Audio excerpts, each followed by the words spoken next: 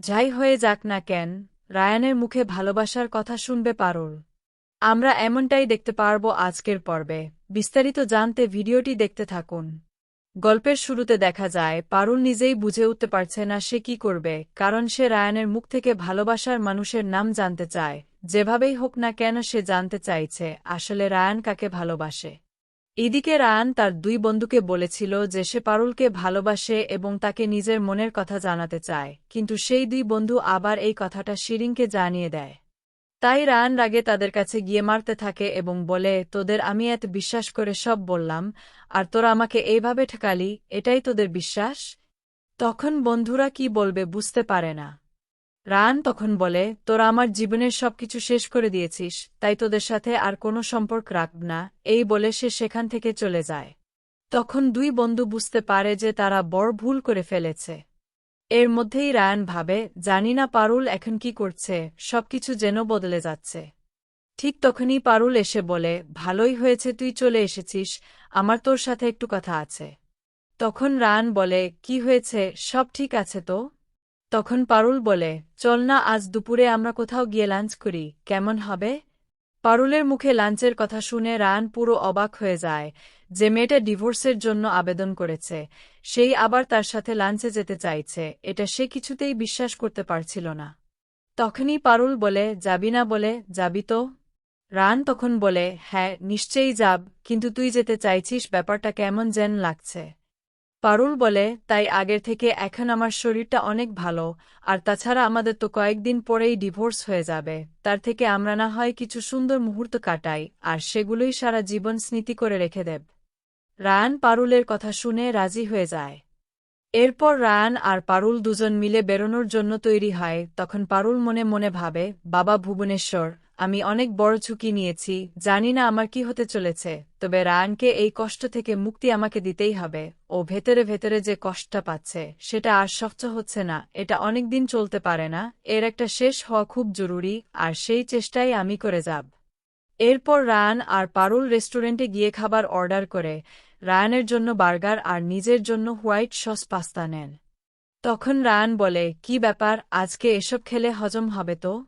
পারুল বলে, তুই শুধু শুধু এত চিন্তা করছিস কেন, আজকের সময়টা ভালো করে উপভোগ কর। জীবনে আবার এমন সময় আসবে কিনা আমরা কেউ জানি না, তাই যদি একটু আনন্দে কাটাই তাতে সমস্যা কি?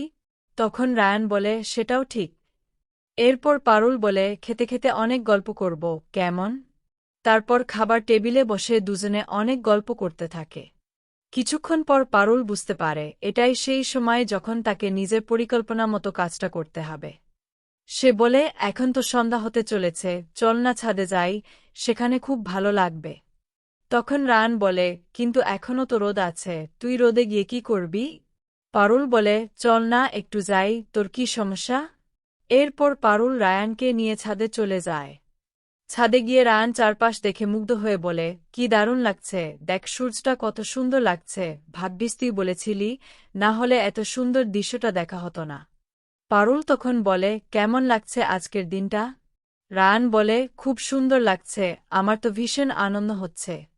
তখন পারুল বলে, যাক, তোকে খুশি করতে পেরেছি, এটাই সবচেয়ে বড় কথা। এরপর পারুল বলে, রায়ান, তুই ভালোবাসার মানুষের নামটা বলে দে না, তাহলে তো এই যন্ত্রণা থেকে তুইও মুক্তি পাবি, আমিও পাব। রায়ান তখন বলে, এই জন্যই আমাকে এখানে এনেছিস? এত ভালো ব্যবহার, এত কিছু, আসলে কারণটা অন্য, তাই না? পারুল বলে, ভুল তো কিছু বলছি না, তুই প্লিজ বল না, তুই কাকে ভালোবাসিস, এই কথাটা বলতে তুই এত সময় নিচ্ছিস কেন?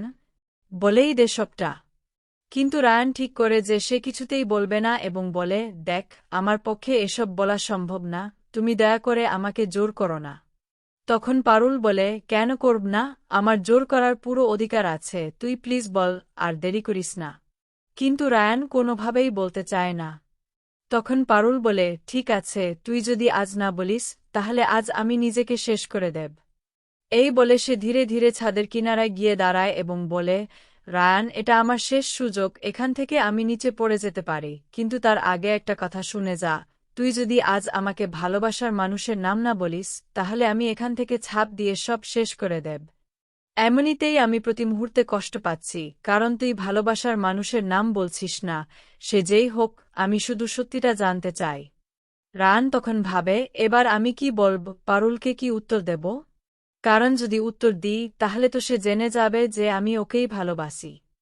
অথচ আমি তো নিজের কাছে প্রতিজ্ঞা করেছিলাম, যতদিন না নিজেকে যোগ্য প্রমাণ করতে পারছি ততদিন আমি আমার ভালোবাসার মানুষের নাম কাউকে বলবো না। কিন্তু এখন পরিস্থিতি পুরোপুরি হাতের বাইরে চলে গেছে, কি করব কিছুই বুঝতে পারছি না। তখন পারুল বলে, দেখ, তোর কাছে আর সময় নেই, তোকে বলতেই হবে, আর যদি না বলিস তাহলে আমাকে শেষ হতে দেখবি, সেটাই কি তুই চাস?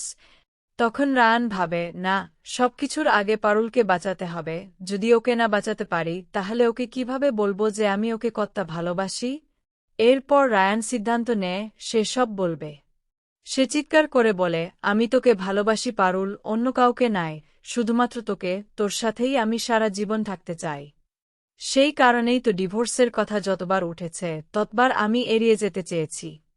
কারণ আমি যাকে ভালোবাসি তার নাম পারুল চক্রবর্তী।